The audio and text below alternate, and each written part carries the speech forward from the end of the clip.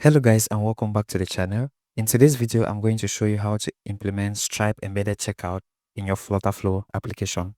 Now, this can be useful in so many ways. For example, say you just need a simple means to receive payment for maybe a subscription in your app or a possibility for users to be able to refill their account, or you just want to sell a product and you want to receive the payment within your application without the users having to go out of the app to go and pay somewhere else.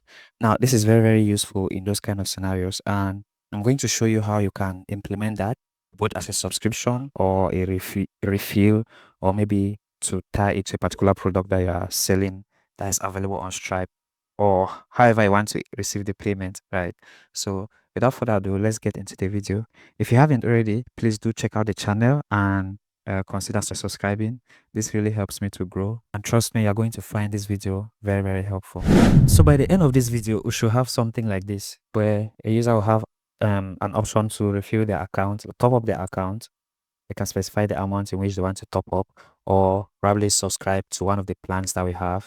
We see all of these plans, and then when they proceed to checkout, the checkout is going to be just within the app without taking them anywhere. So let's take, for example, if they want to subscribe, let's subscribe to the basic plan, like 9.99, and I'm going to select the plan. Right. After selecting the plan, I'll proceed to checkout. I want to subscribe to this particular plan. Now we have this bottom sheet that is going to open still within the application, and it's going to have our Stripe embedded form here that we can fill the information and actually subscribe to that service. Now we selected the 9.99 plan. This is it. Subscribe to the basic plan.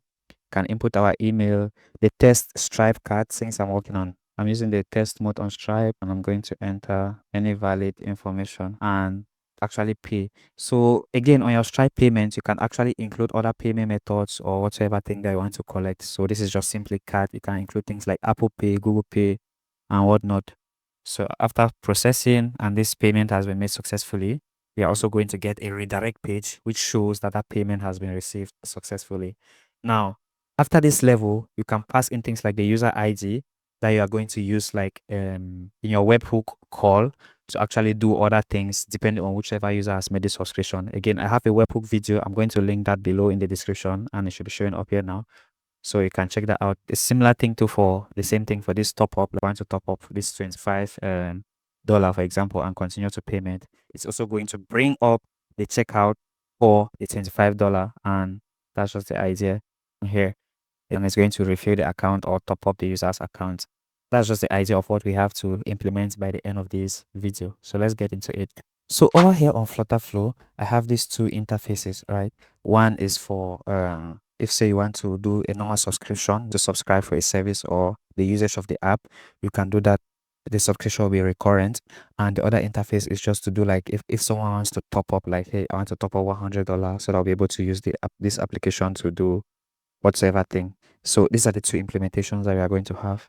Now, this is just like a simple interface, right? It's a very simple interface with a conditional builder that we have here, and a condition that says if the payslip type is 1 and type 2, then we do whatever thing that we want to do, right? So that's all the setup that we need here on FlutterFlow. Then over here on Stripe, I have this my product catalog that corresponds to my payment plans that I have here in this interface, right?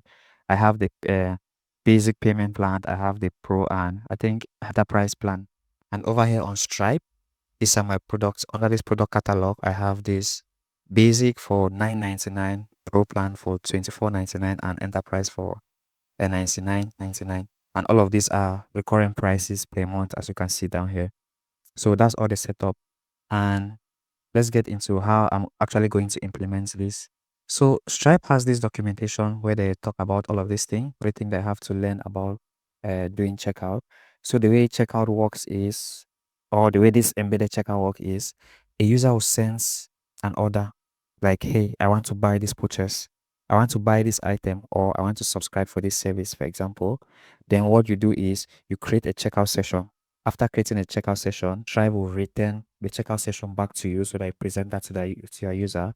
Then you use that information that Stripe has sent to create your embed form, or however you want to display it. And then you mount the checkout on your website, and the user can proceed to do all the payments. And then all of that, you can now use webhook to handle all the fulfillment to check if something is done or whatnot.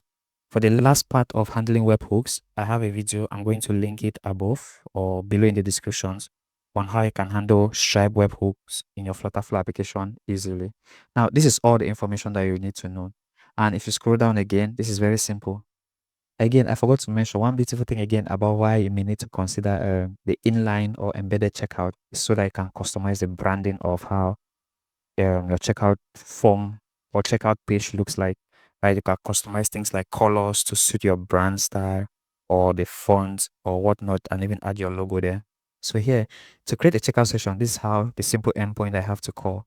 So you call an endpoint, you call an API call to this endpoint, right? This is call. So call an API call to this endpoint. You pass in the test mode API key, or if it's live, you pass in your API key, your live API key.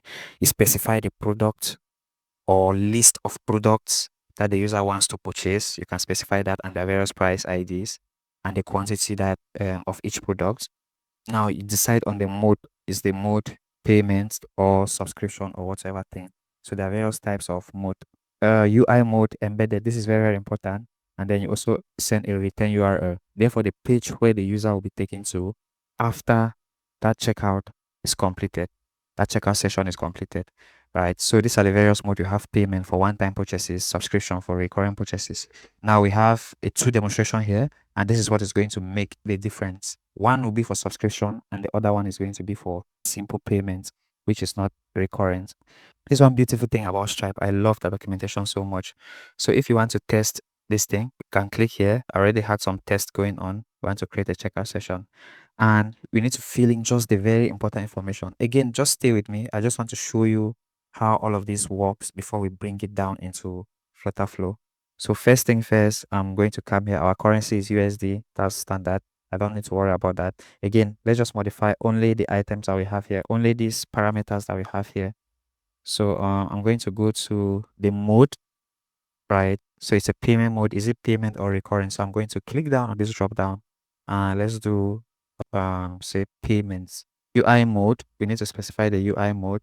The UI mode is embedded. So I want to do an embedded form. And let's go to the line items. Line items is a list of items that we want to specify. So I'm going to add the first item, the price of the item, which is the ID. Then I'll come over here on my Stripe and since we are doing like payment, let me use this refill 25 plus bonus. So let me copy this at the ID of this particular product. I'm going to copy this $25 price ID. Copy price ID and over here, and I'm going to paste that price ID there. And the quantity is 1. So if I save that and then I run this request, UI embedded utilize redirects and require a return URL. Again, we've not specified the return URL, so I'm just going to copy this clean link and let me use that as my return URL. It doesn't matter. So you see, this way it has already helped you to know which parameters you must pass and how you should pass them. You're just testing here on Stripe, and this is the best way to handle this kind of errors. That's what I'm saying. Like Stripe really has a very good documentation. So just like this, you see, we have successfully created a checkout session. And take note of this client secret because that's what we are going to be using in our application. Now let's go into implementing. We already see how we can create this thing. This is a simple API call that we need, and so we need to create our API call to receive all of these parameters that we are using. So I'll come here over to my application and I'll just create a simple API call to the Stripe checkout endpoint, right? So I'm going to create the new API call. Let's say Stripe checkout. Now I'm going to just create the endpoint and then come and explain how I've translated the parameters. So this is the API endpoint that I have created. Right, let me explain like what is happening here. Right here we have is a post API call to this endpoint like specified in the documentation. And what we are doing is we are passing in these parameters. All right, I'm using URL form encoding because this is how this API endpoint should be called. So we have here our body is URL form encoded, and we have our line item price. Again, I have these variables, right, that we are supposed to pass dynamically, like the price ID, and I also added something like user ID, which will be the user ID in your application.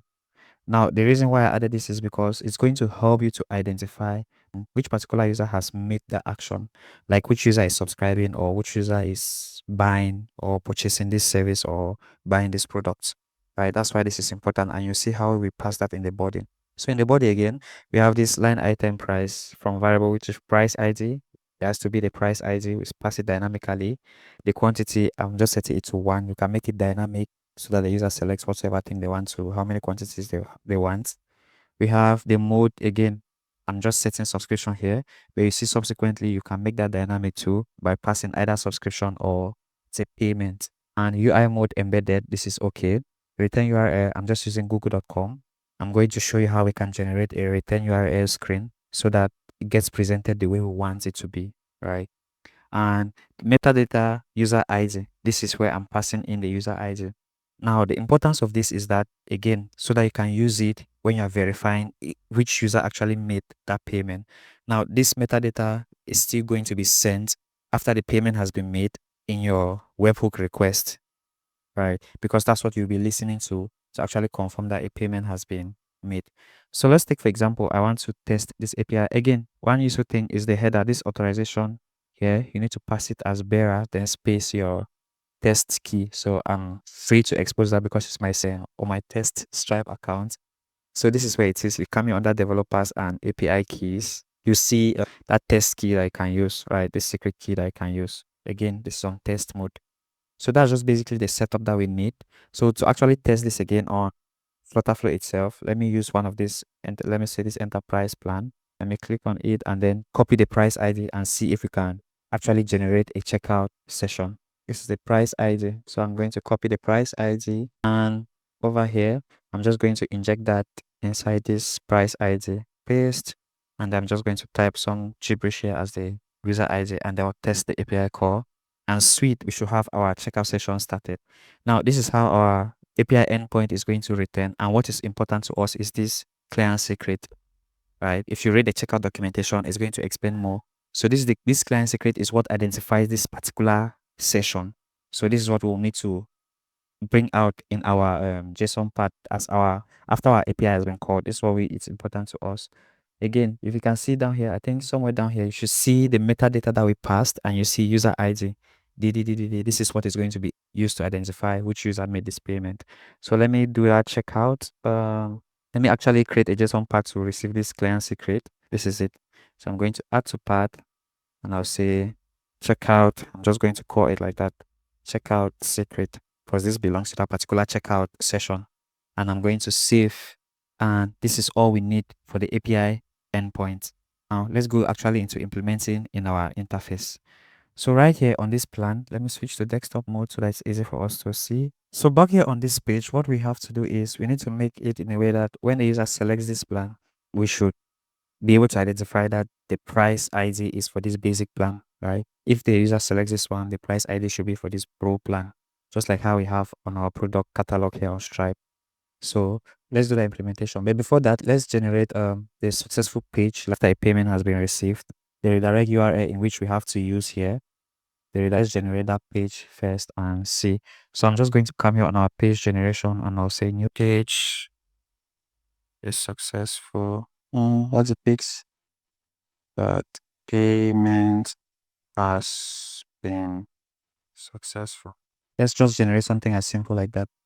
And this is going to be the page that we're going to use. Now this is important because that's the page that when we publish our application, the public URL that is available of that on that page should be available to the public. So let's just say this is the page. I'm going to insert payment received. Let's just call it that. And I can just clean this up depending on however I want it to be. Right? Can clean this up depending on what I want it to be. I'm just going to leave all of this transaction ID or whatever, or remove this amount, and I can also remove these buttons and just like give instruction that close the widget, something like that. So that's just generally what we need to do. You should know that there's a possibility that we can actually use this information like the date or the payment method and transaction ID. We can actually pass this from after the payment has been made. There's a possibility to do that, but I'm not going to focus. That's not our focus point. So this page is called payment received. Now, if you have authentication in your application, you want to make sure that this page does not require authentication, right? Up here. So you want to keep this page authentication free.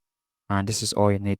Now I'm going to publish this application so that we have that page publicly available on a URL that we can copy and use. So I'm going to publish. Again, this is where it's going to be living. So I'm just going to copy this URL and I'll come and update my API call, my Stripe API call with the corresponding URL.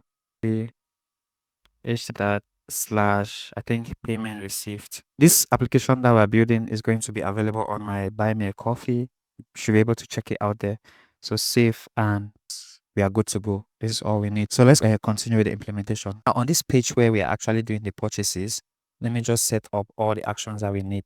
We need to keep track of the price ID and also that client secret that we mentioned earlier. So this is how I'm going to do that. I'm just going to create a page state here, right?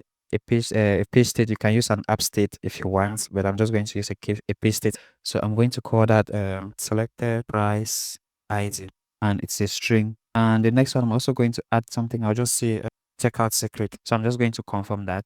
Now, when I click on this select basic plan, what I want to do is update that page state to have that plan corresponding price ID for basic. So I'll click here and I'll add the action. I think I can just add on the sidebar here. What do you want to do? I want to state management and update page state. The price ID, the selected price ID should be equal to set value. Let me copy the price ID for this basic plan, which is 99.99. But just click here and copy price ID back to our application and I'll paste that here. So that's the price ID. Now I'm just going to do the same for all of these other plans. I'm going to copy and paste a couple of times and update the price IDs. Right. So after the user has selected the plan, I've done all the updates. After the user has selected the plan, they want to click on this proceed to checkout. Now, what I want when they click on proceed to checkout is right a modal, something like a bottom shape should be displayed with that our embedded checkout. And maybe in your web application you want to embed it by the side, the same concept still applies, so it doesn't matter. So I'm just going to create a new component here. So I'm going to create a blank. I like this styling, so I'm going to use this. And I'm replacing or replace all of this. So let's say checkout embed, let me call it like that. I'll create components and I'm going to remove all of this because we don't need it. And inside this column, I'm just going to add a web view. That's what we want to do. Let's add a web view because that's what we are going to be using to display the checkout page. So I'm going to give this bottom sheet a maximum height of 70%. Let it be like that. And around it, I think this is beautiful. This is what we need. Okay, no problem. Now, back here inside our checkout page, when the user clicks on this proceed to checkout, right, what do we want to do? We want to call that API endpoint. Remember this diagram that we saw here on Stripe, this illustration. We want to call this API endpoint that creates the checkout session, then use the secret or the client secret from that checkout session to actually mount our checkout page. So that's basically what we're going to do here. So I'm going to do on tap when that button is clicked. We want to call our API endpoint call to the Stripe. Where is it? Stripe checkout session. So this is what we want to call. And the variables I want to pass in, variables like the price ID and the user ID. So for the price ID, we want to use our page state that we've been updating. Again, this just helps us to be able to set that data dynamically. So price ID is that. And then user ID, if you're using something like Firebase or Supabase, it's going to be the authenticated user ID or whatever thing. So we have that. If our API result is true, if it is succeed, what do we want to do? We want to call our bottom sheet and then present that data to our checkout form. So what do I want to do? I want to just simply do a bottom sheet, and a bottom sheet is this checkout embed bottom sheet, and that's basically what we want to do. Let it be like that. And yeah, this is all the implementation that we need. Now you can go ahead and test this simple implementation and make sure that it actually works. But let's just proceed. I think we're on the right track. Let's just proceed and test all at once. Now, this is the structure in which we need to present our HTML page or our checkout form. This is very, very important. So let me go here over to W3 Schools and show you what I'm trying to explain. Now, we know that the web view on FlutterFlow allows you to specify either a web view URL or you can actually load an HTML content inside that web view. So this is what I want to demonstrate. So for example, this is the HTML content of a checkout page, right, on Stripe. So what I'm going to do here is, here we have to replace this with our Stripe publishable key, and here we need to replace it with our the client secret of that particular Stripe session. So if I come here, for example, this checkout session that we created, remember, and I copy this client secret here, copy this client secret, and I come here over to W3 school and I replace this one. That secret should still, that session should still be active, so we expect this to work. And then our publisher key, I come over here on Stripe and I go back to my developer section, right, and copy my publisher key.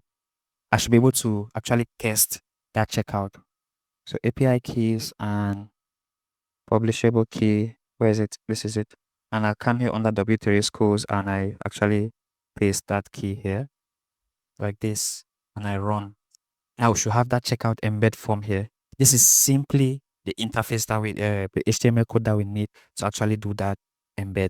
As you can see, this is the screen loading here on the right, and we're actually going to see the checkout session for that particular product that we tried embedding.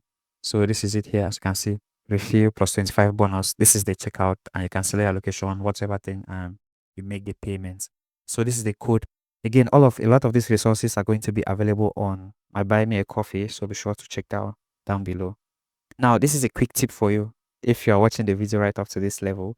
Whenever you are doing something like this and you want to embed HTML in FlutterFlow or in your web view, be sure not to have any comments. It is very important. Be sure not to have any HTML comments.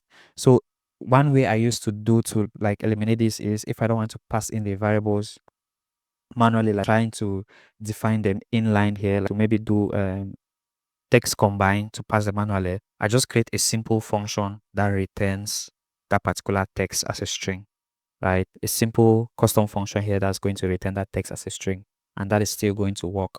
But anyways, let's do it this way. So I'm going to do combine text, and the first part of the text is everything from here, from this doc type right up to, again, I don't need this. I'm going to remove all of these comments just so you'll be on the safe side. The reason why I'm removing that is because when that particular things get when this particular content get compiled, this backslash, that comments can comment part of the code that's important to us. That's why we're just cleaning everything. So I'm going to copy everything here right up to, I think, my publisher key, right? I need this. So I'm going to copy right up to this. As you can see, I'm copying that. This is the first part of my HTML code. So I'll come here and I'll paste it inside here. Now here, this is where I'm going to pass the client secret for that particular checkout session. And then the last part of the code, I'm going to paste it down here. So combined text is going to form that HTML. Remember, I'm copying even up to this tick, right? The column, or is it back tick? I'm copying everything. So I'll copy that too. And I'll come over here on FlutterFlow and I'll paste that as the last part. So confirm. Now, this should be the content that will be loaded inside this our checkout web and web view. So I have seen that I don't have a means of passing that particular client secret. So I'm just going to create a component parameter. So I'm going to click here and I'll say checkout secret. This is what is going to be passed after the checkout session has been created, and it is a string. It is required. Confirm. And over here on the web view, in this text combine, I'm going to actually replace this with that. So I'll click this and it should be the checkout secret. And this is everything that we need to actually make this functional. So now back here on our checkout page, so after we click on this, like proceed to checkout, what are we doing? We have this action that does create a checkout session. If it succeeds, then we'll call our bottom sheet and then we pass in that checkout secret that was being returned. So which is the action output that we have here from this API call. API result is the JSON body, the predefined part that we already set, which is the checkout secrets, and this is it. This is what we need to do. Confirm. And that is how you implement Stripe embedded checkout into your application. So I'm just going to save and let's see how a test session is going to look like. Now, while that test session is starting, let's just confirm that our page was published and it's publicly available. The page I'm talking about is the redirect URL that we set in our API call. So I'm just going to copy it from here and let's just make sure that it is available. Open a new incognito tab. Let's make sure that it is available publicly. Voila, you see, it is available. So yeah, we are good to go. All right, so we are here. How do we want to fund our accounts? We can either choose to top up or we do a subscribe. So I think subscribe is what we need. Now, this is a basic plan. I'll be looking at the page state here. So selected price ID is currently empty. So if we click on this, the selected price ID will be set to this price. If we click on this other one, the selected price ID should be exactly. So now we are on 224.99 pricing. Let's just say proceed to checkout. Now that is going to call the API endpoint and then update the checkout secret. So let's go. And after it has okay, checkout secrets. We do not see anything. We did not actually update the checkout secret. We are not actually using the checkout secret parameter. Remember, we are just passing it down to the bottom sheet. So this is how it looks like. And now Stripe checkout 24.99. So we can actually pay. Now by default, the Stripe checkout card, let me just do a dummy email here.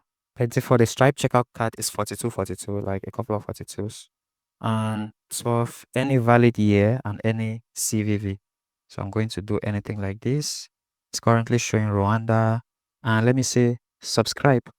Now this should actually process the payment and then show our redirect page that we embedded. So let's wait for it. Sweet. And that is the implementation. It's actually working. This is cool. So you see here, and in a couple of seconds, this is our page. That a page that we set for the redirect is going to be shown here. So payment successful. And then maybe an instruction can be close the model or do whatever thing. And when the user, after they are done payment, they can close it. The same thing too can go here.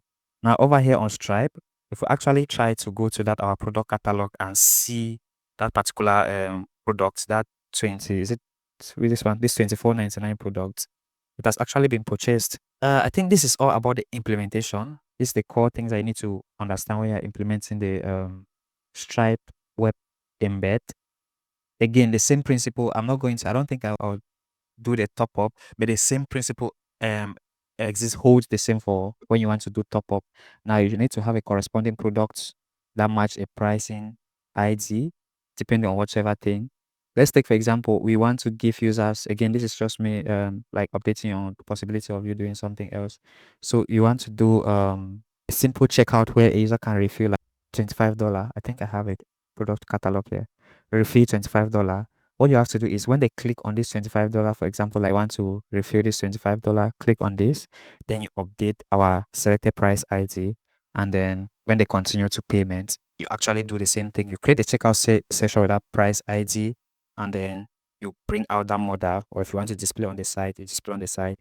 If you want to send them to a new page, still within your application, you can do that. But you get the idea on how that can be done. And then when they continue and the payment has been made, then you show them that successful page. That is generally the idea. So with this implementation, you can use this. Somebody wants to refill $25 and then you add increments into the account. You do the same thing. $100, add them a bonus. You do the same thing. Now I mentioned about verifying if the webhook was sent successfully. Again, I have a video that you can check. But the simple procedure revolves around you coming here under Stripe, and then if you come here under developers, you're going to see this section that says webhooks, right? You need to create a webhook event that listen for on checkout successful, when the checkout is successful. Again, I have a video that you can check. Let me show you guys the video. So if you head over to the channel, this is the video. Unlock real-time magic with webhooks. So this is the video here. You can check it out. It is this video. It is very helpful. You can see how you can actually tie that webhook event to actually verify if a payment was actually made, if it was successful, and who made the payment, right? The metadata, that ID that we are passing into that our checkout session is going to be available in the front that you can use. So I'll urge you to check that out. All right, guys, thank you guys for watching the video, and be sure to subscribe to the channel. It's really going to help me grow, and leave any video idea that you want me to create. If you have any question, be sure to ask. I'm going to leave a lot of resources down in the description, and also try supporting me by buying me a coffee or something. Check out my buying a coffee link for details on this project and to get all the other resources and all other product. Thank you very much for watching, and see you around. Bye bye.